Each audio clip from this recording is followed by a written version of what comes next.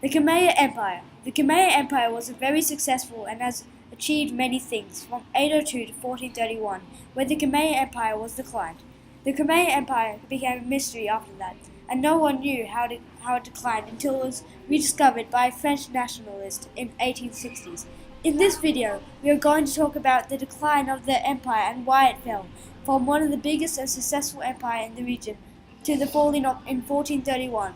But before we talk about its decline, let us tell you about the origins of Khmer.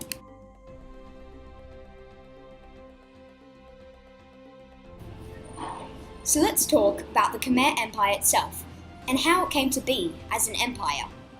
In 100 BC to 700 AD, Cambodia was split into three different kingdoms: Funan, Champa, and Chelna. These kingdoms were rivalries and didn't get along well. But then the king called Jehavarman II forced these rival kingdoms to unite, making the birth of the Khmer Empire in 802 AD.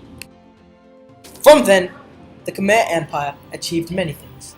Their water management system was astonishing and were highly skilled at farming, especially rice.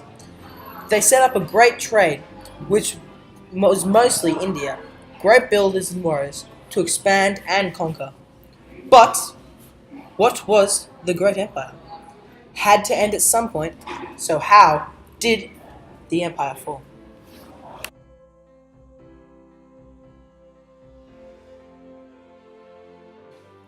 Well, there are many different aspects of how Cambodia had fallen. For example, there had been two seasons, the wet and dry season.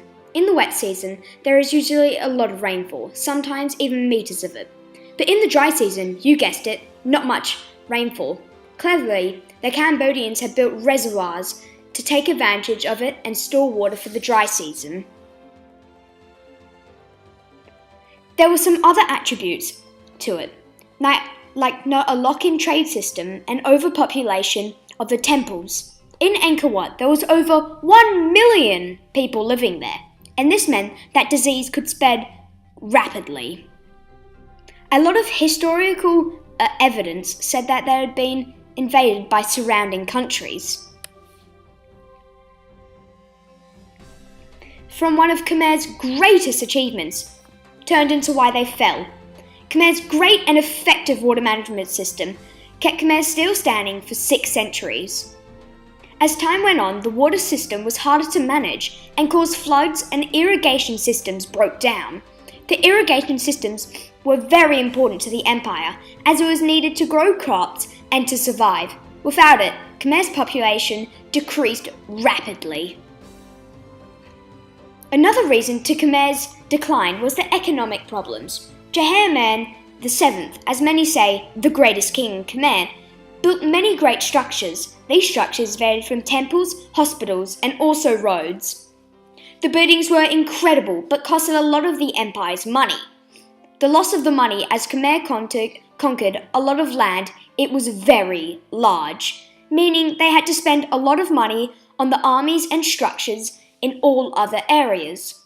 This reason was a very big step in their decline. Because things were starting to fall, people complaining to their kings and hungry people. The first thing that Khmer did was rely on Buddhism and Hinduism, pray and hope that things could get better, and ask their gods why they would do this to them. In Khmer, religion was very important to the society. When Khmer rapidly changed to the new culture, Theravada Buddhism, this began a big problem. This new religion was for anyone to join. Because of this, many people switched religion very quickly. This new religion made civilians disrespect and not follow the law. The country soon became very financially destroyed. Most of the magnificent structures were not needed by anyone and were put to waste. After Khmer was losing power for good, after all this loss in power, sadness, and problems, it was time the empire called Afamara, which is the modern-day Thailand, They attacked and destroyed Angkor Wat. This was believed to be the end of Khmer's great reign. After that, Khmer wasn't yet abandoned.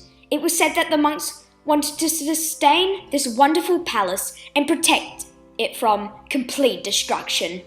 Khmer was a great and powerful empire, but suddenly fell from one of the biggest cities to nothing. Khmer's decline was a big part in our history, and historians are still figuring out more reason to Khmer's fall. And the mystery of Khmer still needs more unraveling today. Thank you and goodbye.